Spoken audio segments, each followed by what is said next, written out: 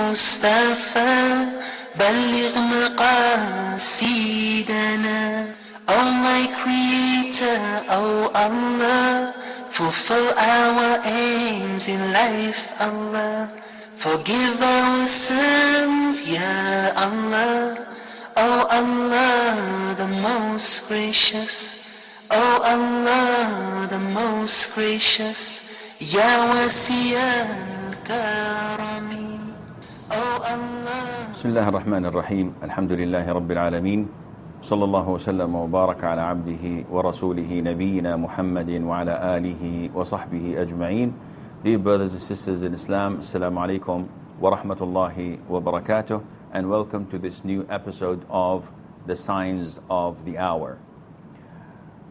One of the signs of the hour is something that a lot of us may feel that it is a bit strange. Had it not come in the hadith, maybe we would not have accepted it. But because the Prophet ﷺ told us about it, we embrace it and we believe in it and we see it in front of our own eyes. The Prophet says ﷺ in the hadith, among the signs of the hour is the boasting of people, the showing off of people with their masjids. So the Prophet is telling us ﷺ that there will come a time that people would show off by building masjids, by decorating them, by beautifying them. And one would think that this is a good deed. Yet the Prophet is telling us ﷺ, it is not. Ibn Abbas, may Allah be pleased with him and with his father, said that you will decorate your mosques, your masjids, as did the Jews and the Christians with their synagogues and with their churches. And Umar ibn Khattab, may Allah be pleased with him, when he was the caliph and he wanted to expand the masjid a bit, he told the one responsible for the construction work that protect and shelter the people from rain. And do not use red or yellow paint so that you would not shock the people, you would not make the people wonder about this beauty. And this would become a fitna for them. This is what Umar said at that time, may Allah be pleased with him. And it is surely and definitely a sign of extravagance. Because when people pay so much money in building these masjids, in decorating them, in putting so many beautiful calligraphy that cost a hand and a leg, they put chandeliers that one of them may, with the cost of it, help in building another masjid in another normal or poor country. When you see the amount of marble being used and the type of carpets and the air conditioning, and then you compare these expensive and extravagant masjids with the masjid of the Prophet ﷺ, which had no carpet. People prayed on pebbles. It had no roof. The only roof it had were the leaves of palm trees. So whenever it rained, the whole place was soaked with rain. And they used to prostrate in mud, as the Prophet did so many times, ﷺ. It didn't have fancy gates. It didn't have even lighting. It did not have any lights, no lamps, nothing. It was pitch dark in there. Some say Tamim al-Dari was the first one to bring these lanterns and put them in the masjid and light it, and the Prophet was happy with it, but this is a weak hadith. But nevertheless, look at this masjid that may cost nothing, and look at the masjids, the lavish and luxurious masjids we have around the Muslim world, and look at the men that came out of this masjid, and look at the men that came out of our masjids. There is no comparison, none whatsoever. Why? Because we focus on the quantity rather than the quality. And the Prophet ﷺ and his companions and the previous favored centuries, the three favored centuries, they were focusing on quality. And this is what we lack. People just think about how much they pay, how big their masjids are, and how luxurious, and they put their names on top. This is the masjid of so-and-so businessman. Oh, mashallah, very good. And this is another businessman. This is a rich person, and so on. And when you come to scrutinize these masjids, look into them, you don't find those who built it praying in them. I know places, I know masjids that the owners of the masjids don't pray Fajr in it, though they live next door. Why is that? Because sometimes shaitan comes to you and say, I've done enough. I've served the masjid, I've built it, I've taken care of it. So this compensates for me missing a salah or 2 or 3.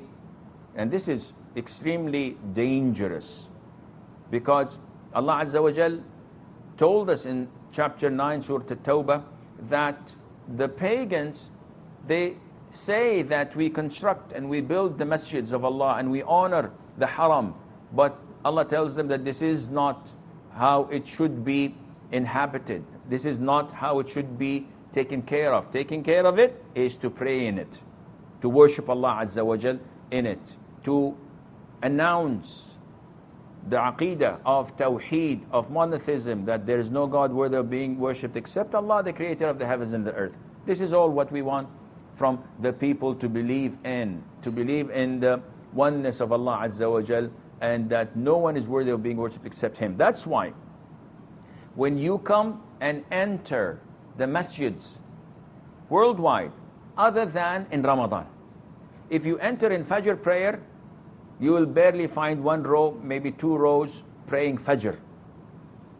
But when you come in Friday, the whole masjid is full, and outside the streets are also filled with carpets and prayer mats, and people are praying Friday prayer there. Where were these people 6 hours ago when it was Fajr time? They were asleep. They're neglectful of the most important faridah of the week, which is the Fajr prayer, of the Friday prayer. This is why our masjids are not as fruitful and productive as the masjids of our predecessors, because their masjids were built on fear of Allah and the love of Allah and on knowledge. Our masjids are built on concrete, and decorating the masjids is a sign of destruction. Isn't this a little bit too far? No, it's not. The authentic hadith, the Prophet tells us, alayhi salatu wasalam, when you decorate your masjids and beautify your copies of the Quran, destruction would fall upon you. Imagine, this hadith was authenticated by Shaykh Al-Albani. When you decorate your masjids, so now you're concerned with the quantity, not the quality. You're not concerned of your prayer. And that is why, if you just take a glance at people praying in any masjid, you will see the majority looking at the chandeliers and reading the calligraphy and reading the verses of the Quran and looking at the beautiful marbles and decoration, but not concentrating on their prayer.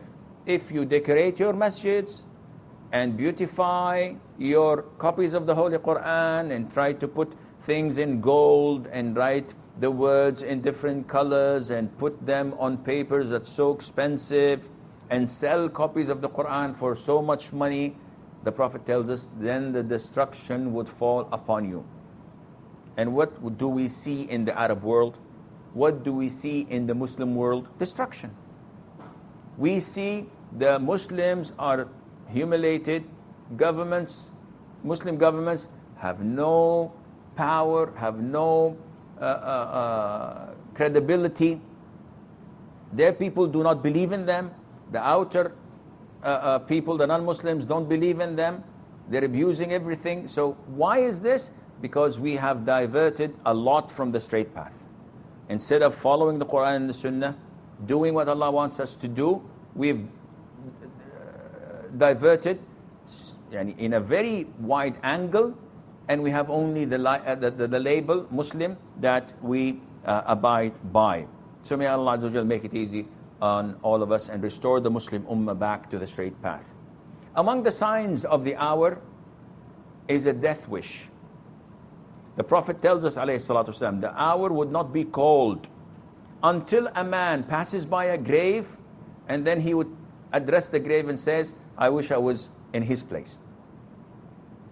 People would wish for death, and this definitely has happened.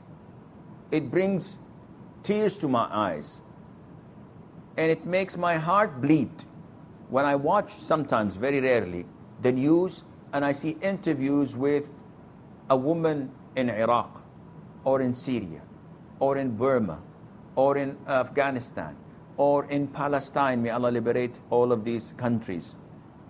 When we see an interview with an elder, with a woman, with a child that lost her parents in a recent bombing by the Israelis, crying, weeping, and say, I wish I was the one to die. A woman says, I wish I was not born. This had happened, and people nowadays in such hard-stricken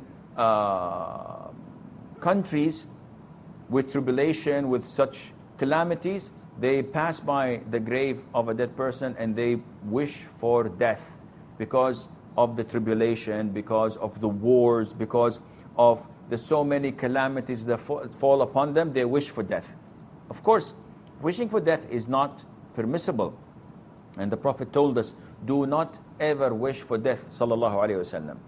And if you have to wish for death, then make a condition by saying, oh Allah, if death is good for me, make it happen. And if life is good for me, prolong my life. So this is a condition. But you never say, I wish I die. I heard this so many times from women, from mothers. When their children do bad things and they're so frustrated, they tell and address their children, I wish I'm dead. I wish I die now, at the moment. And be careful for what you wish. Because the Prophet ﷺ said, do not supplicate against yourselves, against your wealth, against your children, against your servants. Do not supplicate, because you never know. You may find that your supplication is answered because it coincided with an hour of where Allah Azza wa Jal answers and gives those who ask Him for what they ask for. So this has taken place, and may Allah Azza wa Jal make it easy upon all the Muslims. Among the signs of the hour is the spreading of killing. Whether it's discriminate, whether it's targeted, a lot of killing takes place in the Muslims, by the Muslims, and not by other enemies of Islam. And this was part of the things that the Prophet ﷺ was not granted. In a number of hadith, if I recall correctly, the Prophet said, I asked Allah Azza wa Jal 3 things, and He gave me 2 and kept back 1. So I asked Him that He would not annihilate the people, my ummah, with drought. So the whole ummah would not just go by drought or by famine or by an epidemic. Yes, there might be some here, some there, but not the whole ummah. So Allah gave me this. And I ask Allah Azza wa Jal not to appoint an enemy outside of my ummah, non-Muslims, to attack them and annihilate all of them. And Allah granted me this. And I ask Allah Azza wa Jal not to make my ummah fight one another, and Allah withheld this from me. This is a clear prophecy. No enemy can annihilate the Muslims. Take this for granted. And we're here, we're challenging. No one can do this. And there will never come a time where there's an epidemic or an earthquake or hurricanes or whatever that would annihilate the Muslim ummah. This would never happen. We know this.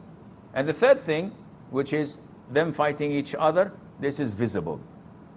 Abu Musa al-Ash'ari, may Allah be pleased with him, said, the Prophet ﷺ said, among the signs of the hour, just before the day of judgment, there will be al-harj. And the companion said, what is al-harj? And the Prophet said, killing. So this is one of the signs, a lot of killing. So the companion said, Prophet of Allah, more than we kill? We kill like 70,000 of the pagans every single year or every decade. 70,000 in the Arabic language is not meant literally. The scholars of the language say 70,000 is a metaphor for something that is beyond counting. So when Arabs were illiterate and they could not count, barely 10, 20, 100. When they would think of a number that is beyond imagination, they would say 70,000. And that is why the word 70 sometimes refers to something that is more than the things you can count. Allah says, Azza wa Jal, in Surah At-Tawbah, that whether you, Prophet of Allah, seek forgiveness for the hypocrites 70 times or you don't, Allah will not forgive them. So 70 times is not meant literally, because the Prophet said, if I knew that Allah would forgive them, if I ask for forgiveness for the hypocrite, Abdullah ibn Ubay ibn Salul, the head of the hypocrites, if I knew that Allah would forgive them, if I added more than 70, I would have. Which meant that the Prophet knew that 70 was not meant here. But even no matter how much you ask for forgiveness for them, countlessly, Allah will not forgive them. So the Arabs used to use 70 and its multiplication, so 70,000 for numbers that we use, like today we say a gazillion times. What is a gazillion times? Is it a number? I don't know. But it's something we use. So the companion said, Prophet of Allah, we killed 70,000. And the Prophet told them, ﷺ, it is not killing the idol worshippers. And they never killed more than 2,000 at the time of the Prophet, not even 1,000 of fatalities between their wars. So it's an exaggeration.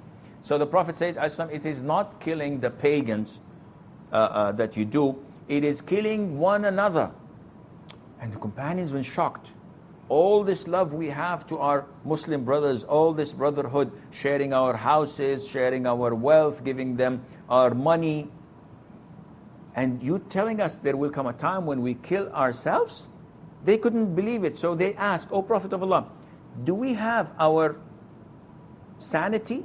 Do we have our intellect? Do we have our brains at that time? And the Prophet ﷺ said, at that time, the brains of people would be taken out. They would not have their intellect. They would act without thinking. And there will remain the scum of the earth, the scum of the people. So the Prophet is telling us, ﷺ, at a time where the scums prevail, and the pious and the knowledgeable people are so little, you can barely notice them, and all what you see in the surface is people without any brains, without any intellect. They see, the Prophet ﷺ says, the majority of them think that they are doing something, but they are worthless. They're not doing anything at all. And this part of it is visible, but not to that extent, alhamdulillah. And it's inevitably going to happen. I pray to Allah that, we cannot say, oh Allah, don't make it happen, because it's going to happen. It's a sign of the hour. But we pray to Allah that we would not be witnessing such events, because it is not a pleasant sight to see. There are different a number of hadiths where the Prophet tells us ﷺ, that people kill one another without any reason. And people would come and look at the gold and look at the silver and the treasures of the earth that at the end of time will come and surface. And a murderer would come and say, in this, the gold, I killed. And another would say, in this, I was amputated because he stole something. And in this, I severed my kinship. And everyone calls his sins that he had done because of the gold and the silver, because of the treasures. There will come a time, a killer does not know why he killed, and a murdered person does not know why he was killed for. And the Prophet ﷺ also, and this hadith is narrated by Abu Barda. May Allah have mercy on him, the son of Abu Musa al-Ash'ari. And he says, he's telling me that once I was in the market and I was doing this. which is a sign of astonishment. I'm shocked. So there was a man next to me from the Ansar. His father was a companion of the Prophet ﷺ. So both of them were not companions, but their parents were.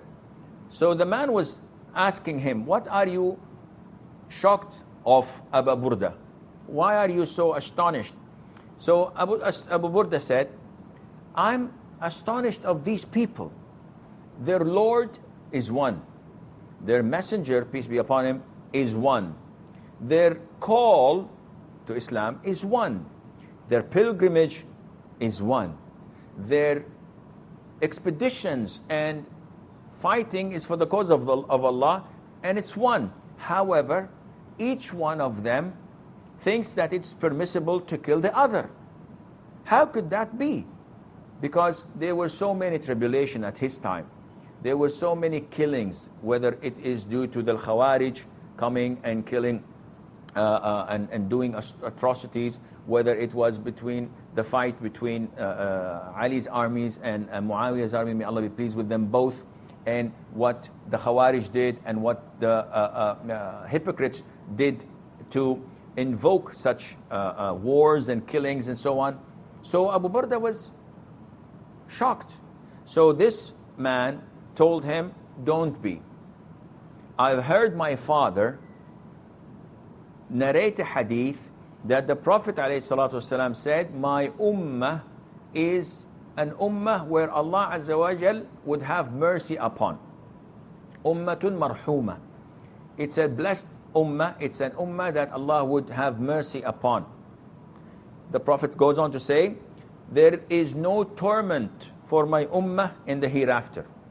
They will not be punished in the hereafter as a ummah, as an ummah. Their torment, their punishment will be in this life through tribulation, earthquakes, and killings. So this is a clear sign that there will be a lot of tribulation, a lot of killings, a lot of things that are not called for in this ummah. And we know this, we can see this visibly. In the previous century, from 1980, is it, till 1990 approximately, the war that claimed millions of lives, was it between the Muslims and the Kafirs? No. Well, sort of speak. It was between Iran and Iraq, and both claimed to be Muslims. And look at the killings. And for what? No one knows. The sectarian killings that took place in Lebanon, the killing that is happening now in Syria between the Muslims themselves. We know that the Nusayris and the Alawis are not Muslims, but the armies that under them, they're Muslims. The Shabiha and the hypocrites, they all claim to be Muslims. They all carry the flag saying that they're Muslims. But look at the killings and what's happening in there. Look at what's happening in Iraq. The killing, the discriminate killings. Look what is happening in Afghanistan. But even in Iraq, when you go and see the killings that's taking place, is it done by the kuffar? Is it done by the Christians? No, it's been done by the Muslims, so-called Muslims. And that is why you have the Khawarij over there. They are killing discriminately. Sunnis, Shias, elders, children, women, no problem, just kill. And this shows you the hadith of the Prophet ﷺ. One would say, yes, but they are blowing up Husayniyat. They are blowing up shrines and graves and killing. This is not permissible. Having shrines is shirk. We know that. Having graves and worshipping them like they have in Qum, in Najaf, and all of this is not related to Islam. And those who go there are not Muslims. This is a fact. This is shirk, total shirk. However, this does not justify, not a single bit, for a Muslim to go and blow up people or commit suicide, they call suicide bombers, and kill people discriminately. How dare you kill children, women, elders, and even grown-up men, even if they were mushrik? You cannot just blow them up. Call them to Islam. Call them to the true tawheed, if you were practicing, but you're not. You are part of the Khawarij, and you think that everyone is kafir except you, and you have no knowledge, you do not know the Quran, and the Prophet told us that reciting the Quran would not exceed their throats, as we will come maybe later on and talk about it. So all of what's happening at the moment is a clear sign of the authenticity of the prophecies of the Prophet ﷺ. We can see it visibly. Now remember, the Prophet said this ﷺ at a time when the Muslims were poor, were weak, were outside, only in their villages or cities or in their area, and they had so much love to one another. When the Prophet tells them that you will have this money, the wealth, when the Prophet tells them ﷺ, you will conquer Persia and Byzantium, and you will have their wealth, and the companions are looking to one another, they believe, but they're saying we can barely find food to eat, and the Prophet is giving us such prophecies. When they hear about a city, half of it in water and half of it in land, and they know Constantinople, which is Istanbul, they heard of it but had not seen it, and the Prophet is telling them that you will take it and it will become all Muslim. They're shocked and astonished. Adi ibn Hatim, when the Prophet tells him ﷺ, that you will wear the bracelets of Kisra, the head of the Persian Empire, and Adi is the world. This is strange, but the Prophet said it, I believe it. Everything happened, everything took place. So this is one of the signs of the authenticity and the truthfulness of Islam and of the prophecies of the Prophet sallallahu alaihi wasallam. We have a short break, and afterwards, inshallah, we will take your questions. So stay tuned. Oh Allah, fulfill our aims in life, Allah.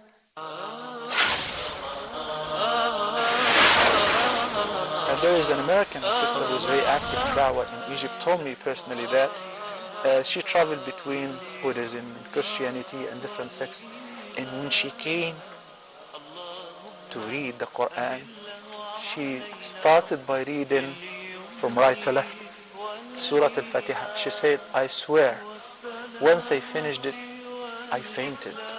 I could not believe myself that there is such book that people were so negligent and ignorant about. That has to be the book of Allah subhanahu wa ta'ala. And she said, I accepted Islam simply after reading Surah Al-Fatiha and knowing the first chapter, 7 verses. 7 verses. The Arabic itself, which is Allah subhanahu wa ta'ala spoke the Quran. So this is by itself is a medicine. It is the word of Allah. It's a word of Allah subhanahu wa ta'ala. It goes into the heart. It was not created, rather Allah spoke it out. Ramadan nights be blessed with welfare and forgiveness. Ramadan, Ramadan, Ramadan.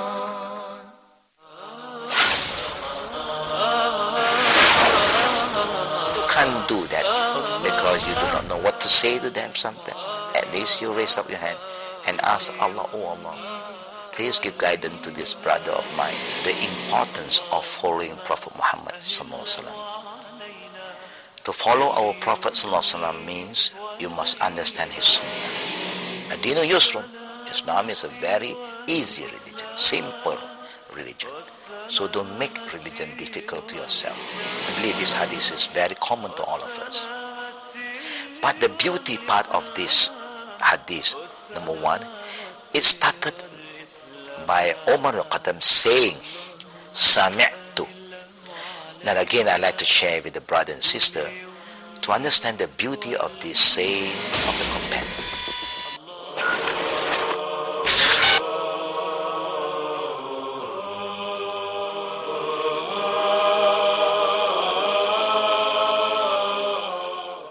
Oh my Creator, oh Allah, fulfill our aims in life, Allah.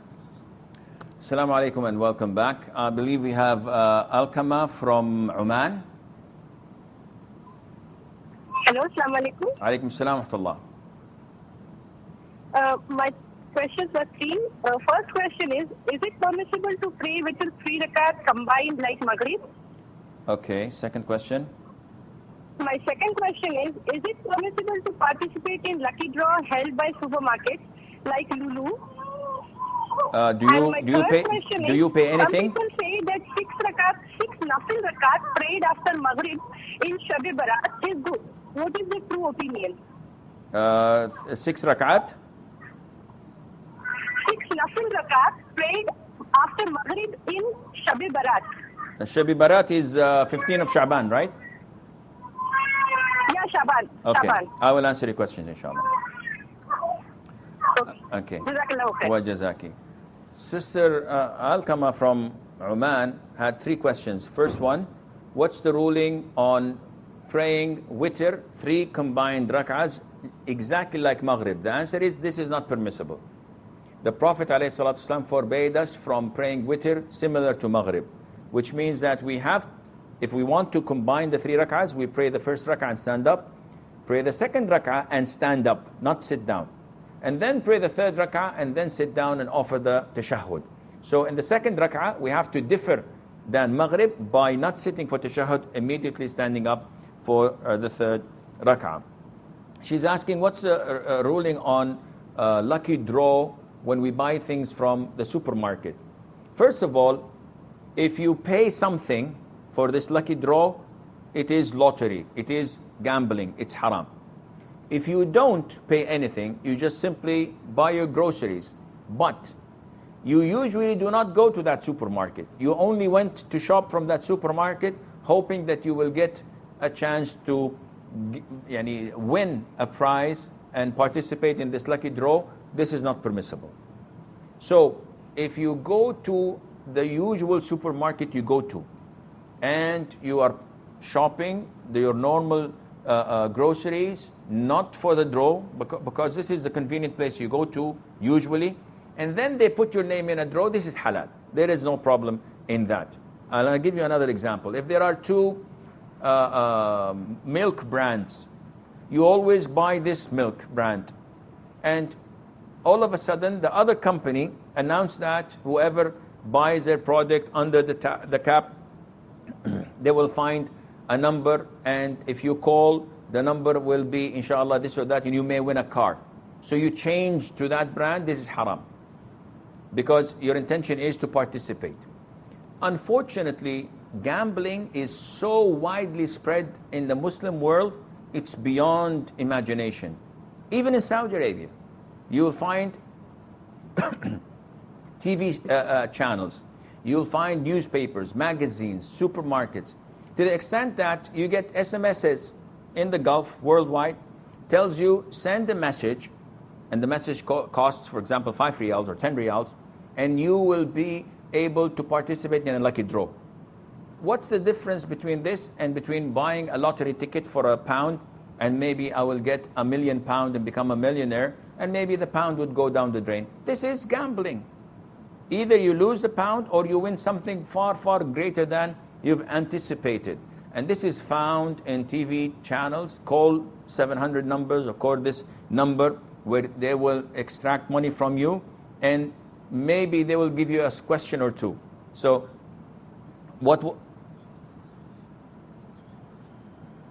so the question is, what was the Prophet of Islam's name? And they put you on hold, so the minutes that are running, they're taking your money, and then you say Muhammad as-Salam, okay, you're in the lucky draw. And after a month or so, you lose everything. This is all not permissible. Abu Abdullah from Saudi Arabia. Assalamu alaikum, Sheikh. Salam Abdullah. Hayyakallah. How are you? I'm fine, Zakallah. Mubarak. Same to Sheikh, you. I have 3 questions. Okay. The first is regarding obedience to parents. Sometimes you have your mother and your father, and you are trying your best to obey them.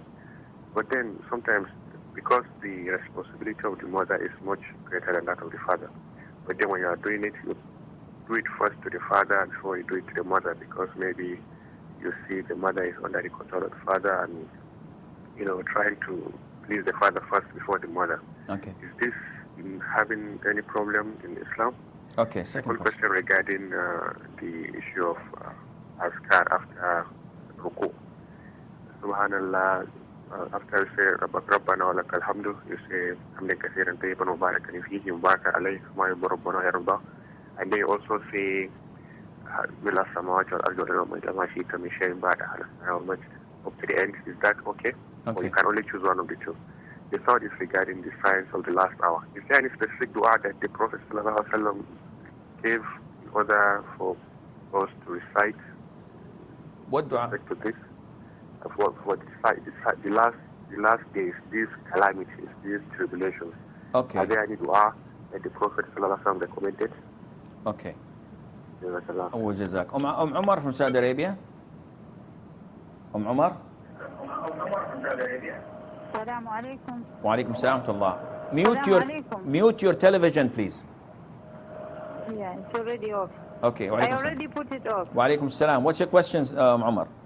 I have one question. I want to ask, what is the difference between tahajjud and qiyamul layl?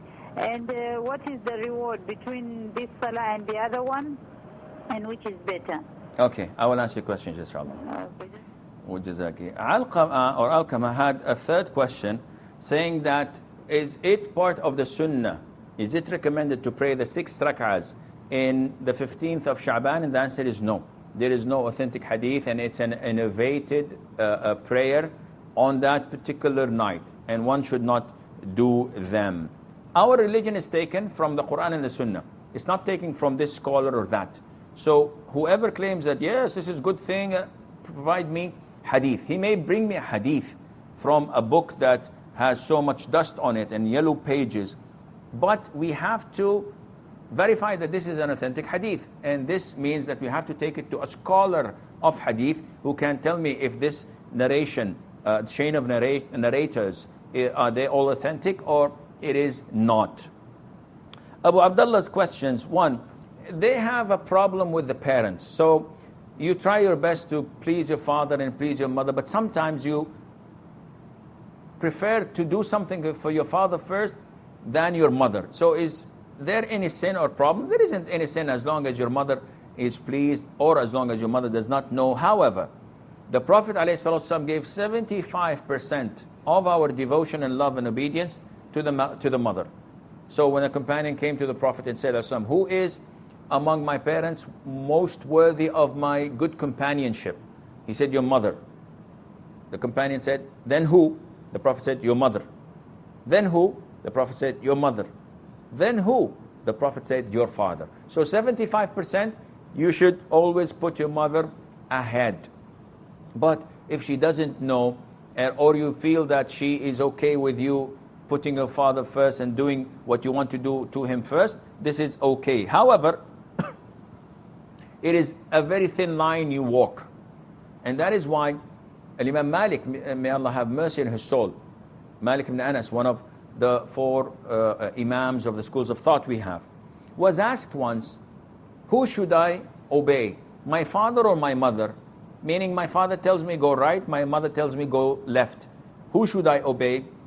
And the Imam said, obey your mother and do not disobey your father.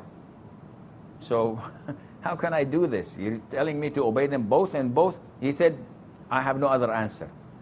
Obey your mother and do not disobey your father. Meaning that you cannot draw the line. You have to try to compromise and do your level best, providing that there is no sin, providing that there is nothing that is sinful they're ordering you to do.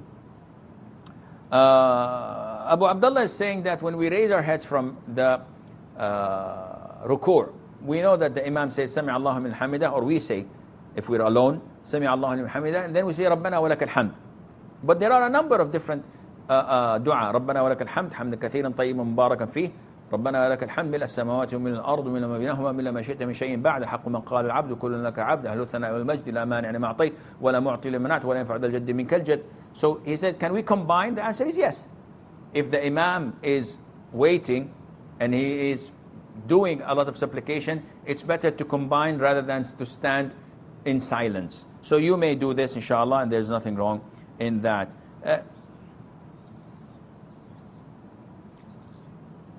Okay, Sister Tutifa from Saudi Arabia. Yes, Assalamu alaikum. Salam wa rahmatullah. My name is Tosifa. Tawsifa. Okay. Yeah. Yes. I want to ask one question. Okay. I live at Abha, and the timing of the prayers of Abha and Makkah al-Mukarramah is almost the same. You will be knowing that they are daily showing the Salatul Tarawih and Salatul Isha from Makkah Mukarramah through television daily. So can I join this, Salatul Tarawih and Salatul Isha? All the way from Is Abha. it right? Is it permissible? Okay. I will answer your question, inshallah. And Rashida from Saudi Arabia? Hello? Yes. I'm still here. I have a question. Yes, I'm listening. Okay, yeah, my question is it okay for Hafiz to pray the Tarawih at home because he's memorized the Quran and it's a way for him to review the Quran rather than praying in the masjid congregation? Okay. If a person has memorized the Quran, is it best for him to pray home as a way for him to review? Okay. Or is it recommended for him to pray in the masjid for Tarawih? You're speaking on behalf of a male, right? Of a male, not a woman. Okay, I will answer your question, inshallah. All right, thank you. You're welcome. Abu Abdullah's last question, he was asking, is there any dua that the Prophet used to say so that Allah would keep these tribulations and fitan away from us? There are a lot of du'as, but they are general. The specific ones, for example, that the Prophet taught us to say before we offer salam, before we conclude our prayer, by saying, Allahumma na'udhu bika min adab jahannam, min adab al-qabr, min fitnat al-mahya wal-mamat, min fitnat al-masih al-dajjal. So, this last two, O Allah, I seek refuge in you from the torment of hell, and from the torment of the grave, and from the torment of life and death. So this is one. The fitna, from the tribulation of life and death. This is one. And from the tribulation of the Antichrist, of the Dajjal. So the Prophet specifically naming this fitna. Also, the Prophet ﷺ used to say and address his ummah, ta'awwadu billahi min al-fitan. Seek refuge in Allah Azza wa Jal from tribulation, whatever is hidden or appearing. ما ظهر منها وما بطن. So, all of this is part of the du'as that the Prophet ﷺ used to ask Allah Azza wa Jal to preserve him and his ummah from such a thing.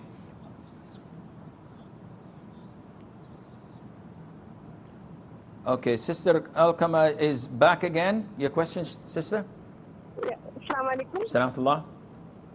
Actually, my question is again for the lucky draw. It's for the lucky draw when we purchase something from like supermarkets. They give a coupon on 10 riyal or 5 riyal, and we have to fill that. And that lucky draw, is it permissible to participate in that lucky draw? Meaning that when you fill the coupon, do you pay 5 riyals or 10 riyals? Yeah. When we purchase something of 5 riyal, 10 riyal, and they fix amount on the fixed amount they give one coupon, like 5 riyal they give one coupon, or 10 riyal they give one coupon. Is it permissible to participate in that lucky draw? Okay, I will answer the question. Khadija from Saudi Arabia. Khadija. Assalamu alaikum. Wa alaikum salam. Sheikh, I have 3 questions. Okay.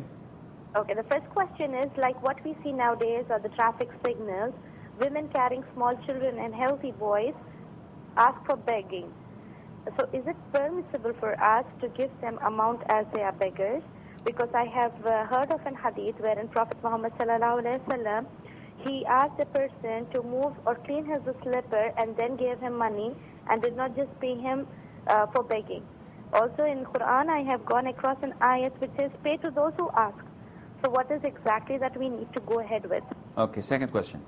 My second question is, my co-sister-in-law, without her husband, can she join for Umrah with me and my husband? Because my husband is her brother-in-law, so can she join to Umrah with us? Your sister-in-law? My co-sister-in-law, Okay. yani my husband's brother's wife. Okay, you are living in? I'm living in Jeddah. So she's also residing in Jeddah? Yeah, she is also living in Jeddah. So can she join me and my husband without her husband or any of her mahram? Third question. Can she join me to go to Haram for Umrah? Third question. And can I cut my hair myself after doing my Umrah? Okay, I will answer your question, inshallah. Safa from Saudi Arabia. Yeah, Assalamu alaikum, Sheikh. Alaikum salam wa rahmatullah. Yeah, I just wanted to ask 3 questions from you. Okay. The number 1 is there any particular surahs that we have to recite to get a child, to get pregnant, and to get rid of an illness, not a deadly disease, just a normal disease? Okay. Second question. And number 2 is if I'm having a gold of 200 grams, which is 21 carats, so how it is possible to give the zakat? Right. Third question. And number 3 is, can we make du'as, personal du'as during sujood in 5-time prayers and sunnah prayers? Okay, I will answer your question, inshallah. Okay, thank you. You're welcome. Okay. Umar was asking, what's the difference between tahajjud and night prayer? Tahajjud is part of night prayer. So night prayer is the umbrella. Under it you have tahajjud, you have taraweeh, you have witr. All of this is considered to be night prayer.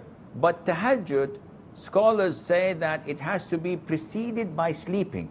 So if someone is awake the whole night until the break of dawn and he prays night prayer, this is night prayer. It's not tahajjud. You have to sleep for half an hour or so and wake up, because waking up in the middle of the night to pray is very hard and difficult. That's why tahajjud is far greater than normal prayer night prayer which you pray before sleeping. And that is why also the Prophet said, ﷺ, the best of prayer other than the mandatory prayers are the night prayer.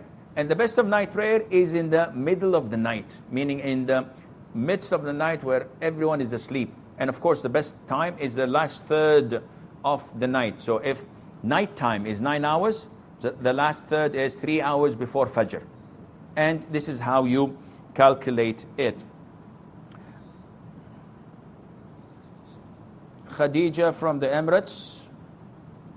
Assalamu alaikum, Sheikh. Wa alaikum salam wa rahmatullah. Ramadan Mubarak. And to you as well. Sheikh, I have a question because as earlier you have mentioned about the praying witr, just like praying it like a Maghrib, it is forbidden. Yes. And while we are in a masjid, okay, we were praying there for how many days? And then and one night, the Imam prayed 3 rak'ah as Maghrib prayer. So what happened? I was distracted with my witr, and then I didn't know what to do. What is the best thing to do? Is it to not to continue the witr, or to make taslim, or what to do? And then second question is, if for example, if you are in the congregation, and then you are in the first tashahhud, and then you added salawat to the Prophet while the Imam is still sitting, is it permissible, or you have to make a sujud asawi? What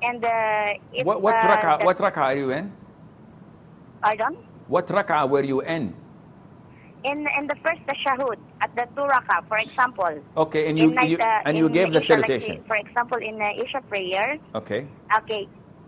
In tashahhud, in the first tashahhud, it should be up to only to La ilaha illallah Muhammadur Rasulullah, and then you added the salawat to the Prophet Muhammad sallallahu alaihi wasallam. Okay. And is it part of the rukun, or shall I have to make a sujud asawi? I understand. I will answer your question, inshallah. Okay, I believe that we will not have any more phone calls because time is catching up. Tawsifa, she is saying that she lives in Abha. Lucky her. It's very cold, it's very nice weather, mashallah. It's very high. And she says that the timings are almost the same. Let's assume they are the same. Let's assume that you're living in Mecca, not in Abha, but far away from the Haram. And she says, I see the people praying Taraweeh, praying Isha prayer. So can I join them? And the answer is, are you considered to be in the congregation? The answer is no. You're not in the masjid. You're not physically there. You cannot see them physically, and the roads are not connected, and therefore you cannot pray with them even if you were in Mecca, let alone being in Abha.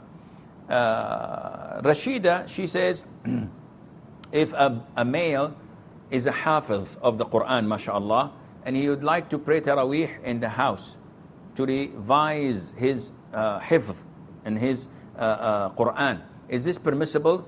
Taraweeh is not mandatory. So even if I don't want to pray Taraweeh, I want to sit home and I don't want to pray Taraweeh, I'm the loser. But did I make a sin? No, it's not a sin. And that is why scholars say Umar ibn Khattab, may Allah be pleased with him, he joined the people to pray behind Tamim al-Dari and Ubay ibn Ka'b in Ramadan, and they prayed behind one imam. Before they used to pray scattered here and there, one or two. When he combined them, he did not join them, he did not pray with them.